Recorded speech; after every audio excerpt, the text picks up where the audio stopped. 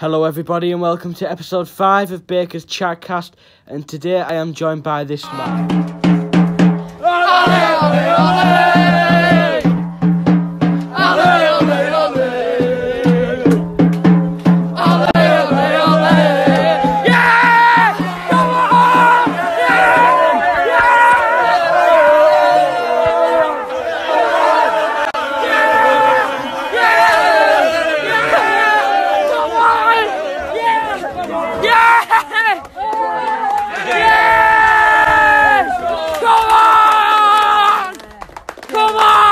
Marske United!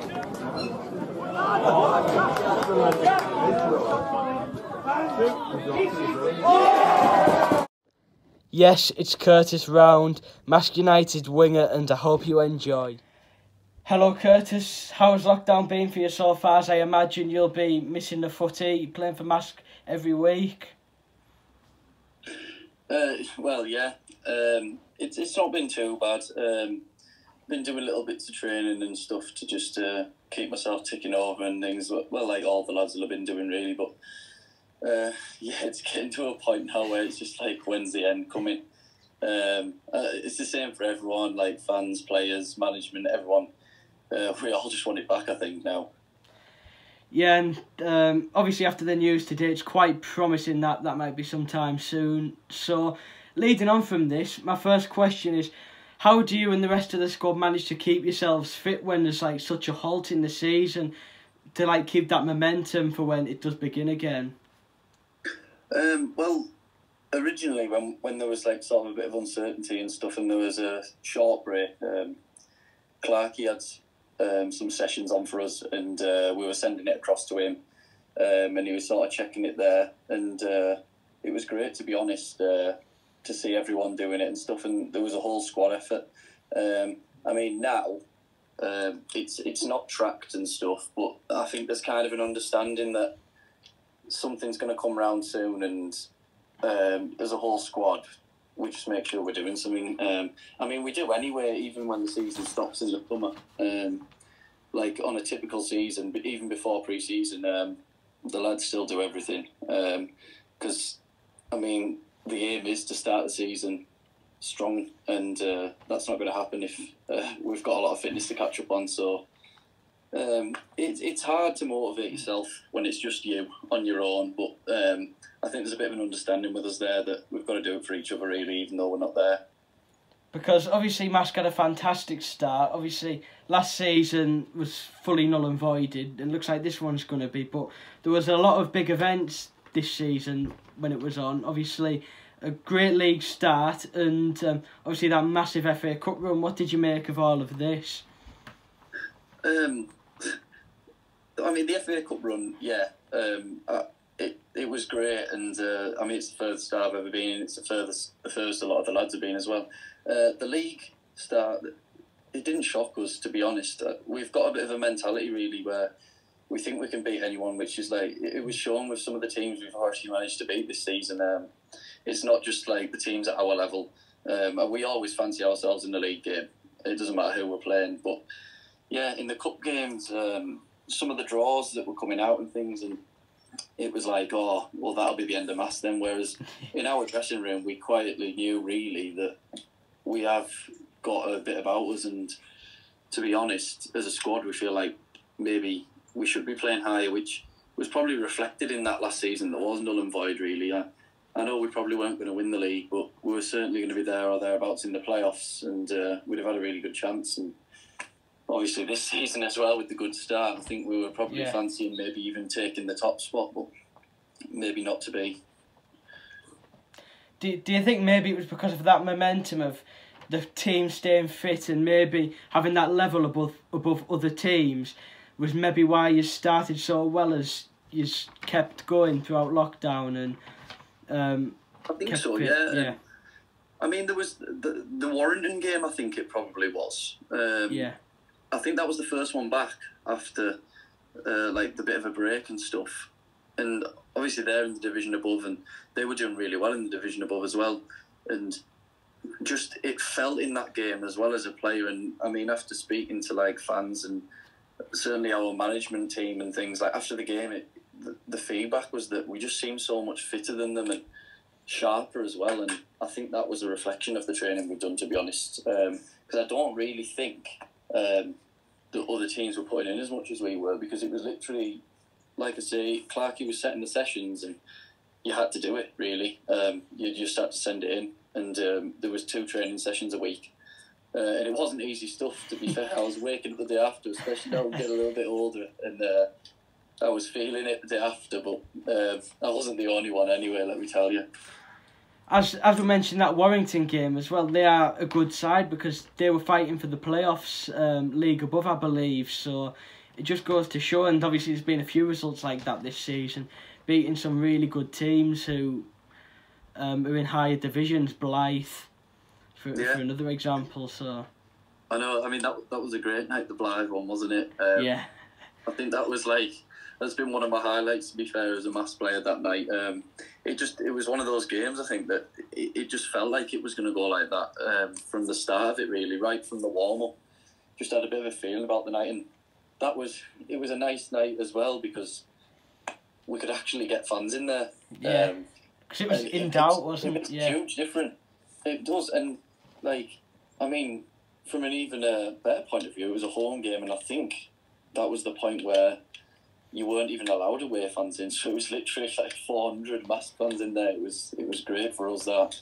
And when the full-time whistle blew, the excitement, because it was just that feeling of one game, and then it's in the first round of the actual FA Cup, and it was a shame because of the Brackley draw, because obviously by that point fans weren't allowed, because they were a league higher or a couple of leagues higher where they weren't allowing fans. So it was such a shame, because you think maybe with fans, because obviously fans make a massive difference to every team, so yeah, it could have... Oh, 100%. Yeah.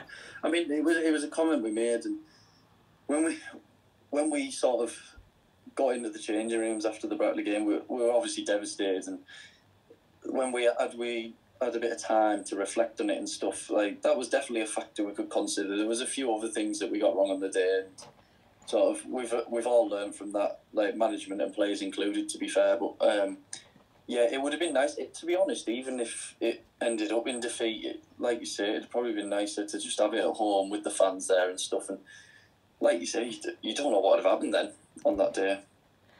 I know, because you just got to think, if it was the other way around and Brackley never had their fans, then it could have been a huge difference. Yeah.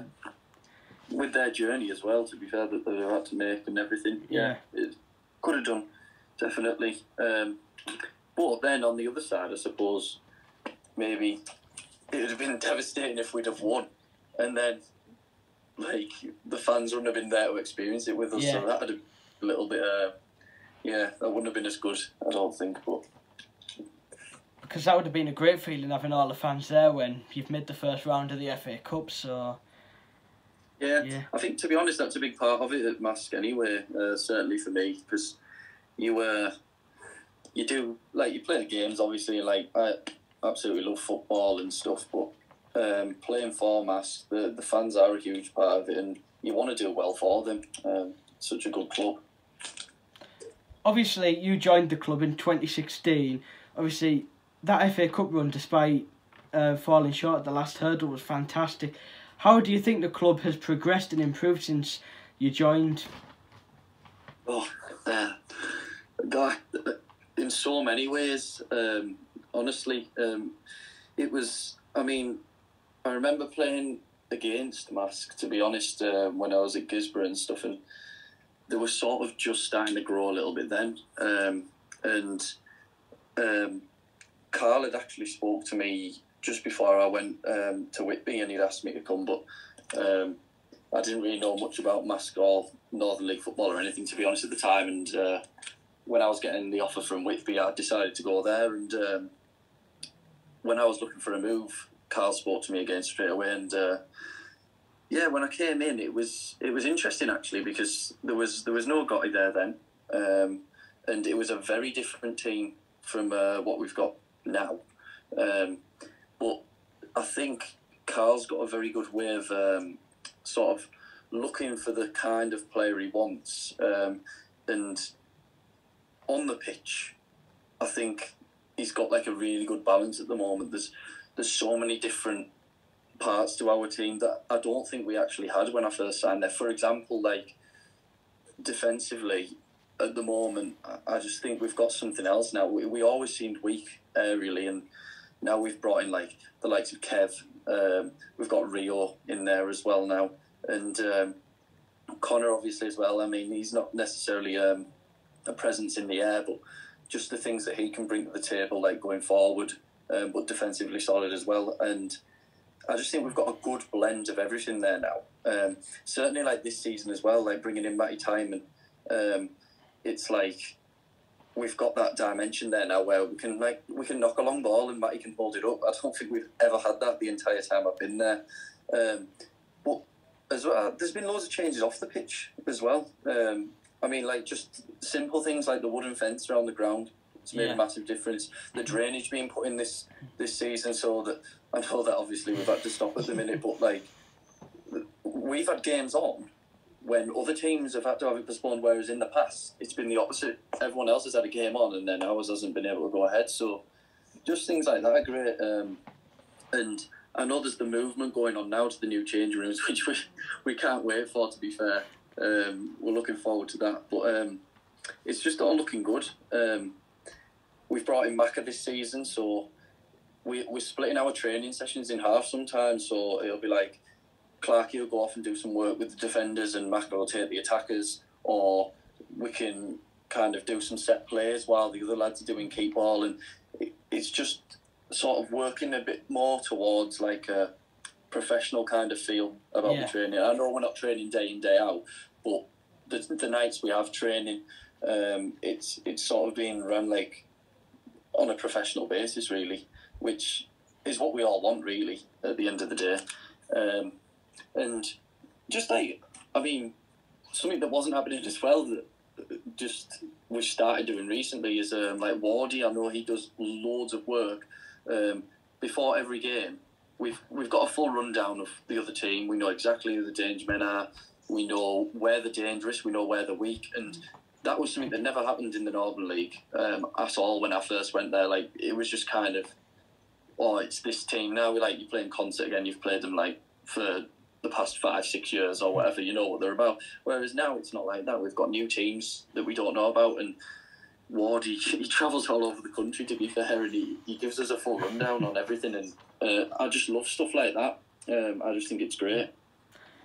Because the first games I went to was a couple of years ago, and then I stopped for a while, but since I started going fully again, I couldn't believe how much it had improved, like the whole structure of the ground and everything, just the squads. And I think you'll probably be hoping now that certainly the managers as well, that the squad can stay together for obviously throughout the summer, and just have that whole squad for the start of next season and go again when most likely a full season should be completed again.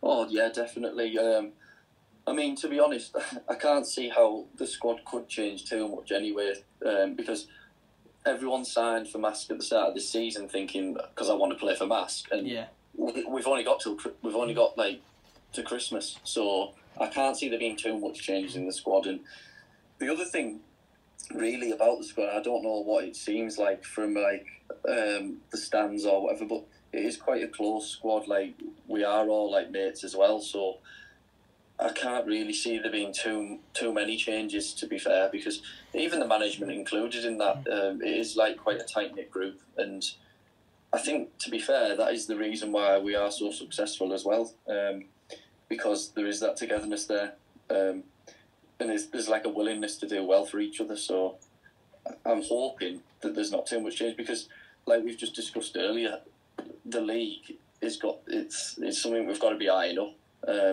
And of course, we want to retain our North Riding Cup and everything like that. So, because I even think that I'm certain that Marske would have probably got promoted if all this hadn't have happened, and I think they would be up there right near the top, because obviously only 5 league games were played, but you look at the wins and you just got to think, and you could have been top if you had played every game, but obviously the FA Cup run halted a few, so that was a bit tricky.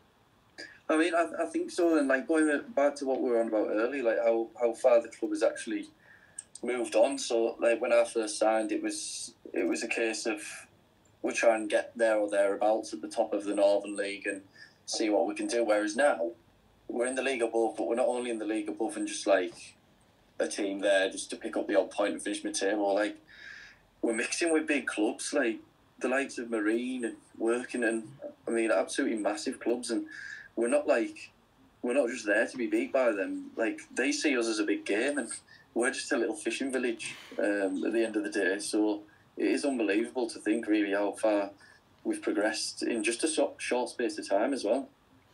And you look at the wins against Blyth and Warrington, it just goes to show that you do want to be competing in the league above, and you do have the quality to, because they're two good teams who've been fighting for the playoffs, and it just goes to show that you do want to be fighting up there. Exactly. I mean, you go through the squad now, and there's probably the majority of the squad, to be honest, have played higher than the level we're at now. So we already know as a squad that we are more than capable of like playing in the league above, and like you said, not only playing in it again but doing really well in that league, because like we've already said, Warrington were there or thereabouts in the playoffs. I mean, Blythe are 2 leagues above, and they're a huge club, and we didn't look out of place playing against any of the teams. Well, we've actually beat them in the end, but it wasn't one of those games in any of those where it was like, oh, we'll just sit back and hope we can get one on the break. It was like we were taking the game to them, and probably, I'd argue, looking the better team throughout those games. Yeah, and I think that's the way teams have got to play these days, because obviously a lot of teams, when they played a bigger team, used to like sit back and just play for the draw. But you look at it now, I think it is the best style of football to just attack the big teams, and you just never know what you're going to get, and it's unpredictable, really. Yeah, I mean, to be fair, I would say that because I'm a Leeds fan, so... Yeah.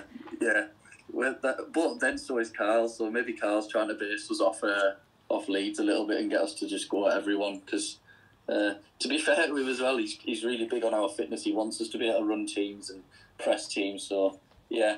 And I mean, we have got our sort of different ways of playing. I mean, you'll have seen this season we've played 3-5-2, we've done like 4-3-3, and we mix up our formations and our style of play, but pretty much every time our main thing that we're trying to do is work harder than the other team, press them, and sort of never be on the back foot, really. That's the way that we always want to play, so on the front foot, going at teams. It doesn't matter who we're playing, that's how we kind of go about it.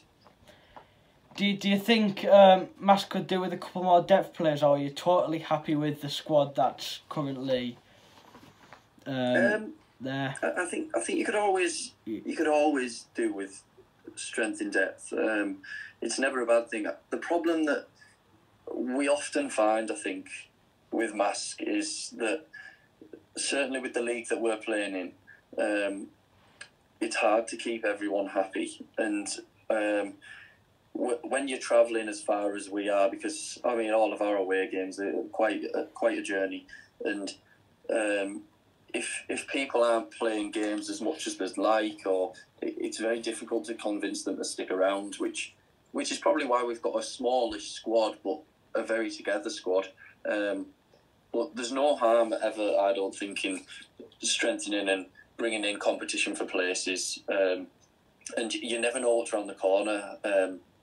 Injuries can strike at any time. I mean, I just think it's always a good thing to have other people there, and it gives you like a different dimension as well. Like we said, bringing in Matty Timon this season, and just giving us that different way of playing. And we've got like 5, because Liebel can go around there, like centre backs at the club, so we can do a 3 at the back. We can go to a 2 centre half.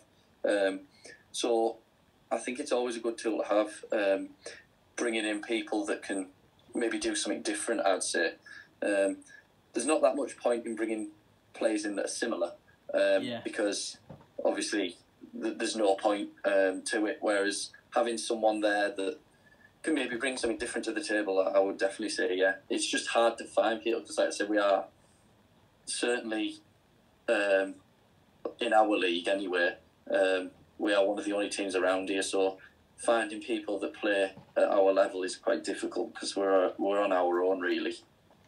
Because obviously there's a lot of games as well in this division. Like if you count cup games and also Tuesday night games, there's a lot of games. So it's also good to have that depth for like fitness as well in case players are tired and they need to be rested. So. Oh, definitely. Yeah, I mean, in seasons gone in the past, we always laugh about it now, to be fair, because I don't know if you remember the season when there was like horrific weather, and the season we won the league, and we were playing like 3 or 4 times a week sometimes, and there was like the likes of me, Weeks, Butty, and Gotti. We played every one of those games, and I remember the day we finally won it, and it was like a 0-0 draw, and we could barely walk by the end of the game, but.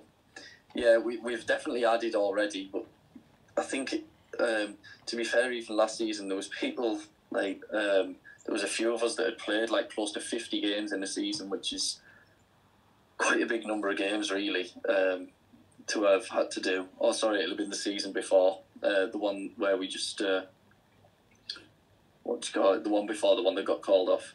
Yeah, it was like 50 games, which is too much, and it can lead to injury. Like you said, overplaying. Sometimes people just need a little rest. Because, I mean, what have we got? We've got the League Cup, we've got our North Riding one, if you have an FA Cup run and you have an FA Trophy run, there's just so many games there. So it is definitely important to be able to rotate. And obviously when games are called up because of the bad weather, they can just build up and build up and build up, and then, like you said, there was it 3 or 4 games in 1 week or something like that. Yeah. And I mean, we joked about the number. I can't remember how many it was. It was just a ridiculous amount of games that we had to play. But yeah, it's definitely something that you've got to think about. And I mean, I know that Carl always plans for it, and he does. He never stops looking for people to try and improve us. He never sort of sits back and rests and think, "Oh, that's it." He's always on the hunt. Just to try and find someone to try and improve us in any way. Yeah, and obviously it's always helpful when players are coming into like cover because, like you say, you never know with injuries. My next question is obviously the progression's included like a promotion and a North Riding Cup. Do you have a favourite moment in a Marske shirt? Oh yes, I'm probably. I've probably got a few, to be fair. I loved most recently the Blythe game. Yeah, that was brilliant. I absolutely loved that one. Yeah, that was brilliant. And I absolutely loved our Bracknell game in the quarterfinals of the FA Vars. That was a brilliant game. Just winning the league was just an amazing moment, to be fair. I can't pinpoint that down to one game, but obviously in a league campaign, it's just from day one all the way through. And to be honest, it was an amazing moment to have finally won that league, because the odds were stacked against us. I don't know, I can't even remember. I probably should know this, to be fair. But we had an absolute mountain to climb, catching Morpeth, and it was another one of those moments, to be honest, where everyone doubted us. And for the most part, to be fair, when I've been playing for Masks, that's when we've been our best, when it's sort of been backs against the wall and it's kind of like as if it's over. But yeah, they're a few of my best moments, to be fair. But I love every game, and yeah, when the fans are in there as well, there's nothing better than when we score, for me, to be fair. I can picture loads of moments like where we've been jumping into the Yellow Warriors and stuff, but yeah, it's just there's too many, to be fair. Obviously, do you have a favourite goal you've scored, talking about goals? To be fair, I just love any that go in. Yeah. But maybe I'd probably pick the Bracknell one as well, because there was just so many people there, and yeah, that put us 2-0 up in the game, and there was just so many Marske fans there, and I ran into the fans and like jumped on them, and then we were all just going wild, and I think we ended up drinking a can of lager. And yeah, it was just like a massive party. So that was one of my favourite ones. But there's a fair few up there. I more tend to think about the after part of the goal actually than the goal. The celebration. Yeah, I just love it when everyone goes crazy and stuff. So that's probably more what I think about than actually the goals themselves, really. How much of a massive difference do you actually think fans make? Because obviously, you've seen it in the. I know it's a different division, but you've seen it in the Premier League. Anyone can beat anyone this season, whether it's home or away, because there's no fans. How do you think the fans affect Marske? I think they have a huge impact, to be fair. Certainly in recent years, because I feel like there's more volume in the ground now.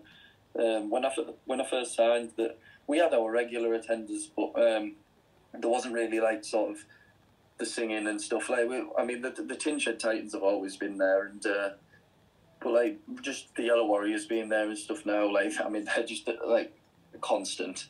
And it's great. It makes a huge difference to us.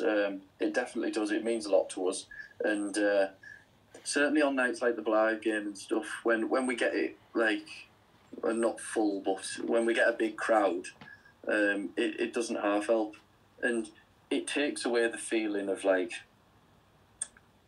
Sort of makes it feel more like a friendly game, I suppose, when they're not there. Not in terms of motivation, because even if it's a friendly, you want to win. Yeah. But it sort of it takes the it just takes the edge off the game, I think, because there's more of a willingness there. Even when we're away, we've got our small following, but it just seeing like familiar faces, certainly for ours, because we know all the fans at our level, so I feel like that counts a little bit more, because you talked about the Premier League and having a huge stadium with tens of thousands of fans, that is great, but we sort of know all of our fans, and we know that they're invested in our club and invested in our team, really, and wanting to pay money to watch us instead of going watching these big teams. So there's a massive motivation for us there to do well. Finally, Curtis, I'd like to thank you for doing this and giving me your time. And finally, I'd like to know, where would you like to see Marske in 2 years? In 2 years? Well, I'd obviously love us to be promoted, because you can't beat it. I'd love us to be promoted as champions, obviously, as well. It's a massive one. And who knows, really? So obviously that would be next year. That it's probably going to have to be then. It looks like this is going to be null and void. So I'd like to see us maybe even in and around the playoffs in the division above. I don't see any reason whatsoever why we shouldn't be either. If we can keep this squad together, like you mentioned earlier, and maybe add a few to it, that's where I see us as being capable of going to. And obviously just us in the new changing rooms as well. That would be nice. That's everything really for me. That's all I could want. And I've heard there's been a lot of build-up about these new changing rooms. Do you know anything about them? Apparently, they're nearly done, and we're. I don't know. I think I'm maybe expecting like a foot spar in there or something like that. The amount of time taken off. But yeah, to be fair, we've built them up that much. There better be something special. We've built them up loads, haven't we? But as long as they're done, we'll take that now, I think. I've heard loads of stories about them being like the best changing rooms in non-league and stuff from people around the club. So to be fair, rumour has it they're better than Wembley, so we'll have to see. We'll have to compare when they're actually open. And hopefully they live up with all this hype. Well, I'll tell you what, they've got a tough time. They've got a high bar set for them. Right, thank you, Curtis. Yeah, no problem, thanks. A massive thanks to Curtis for doing this and giving us his time. I hope you enjoyed. Don't forget to like, comment, subscribe and share. Thank you. See you next week.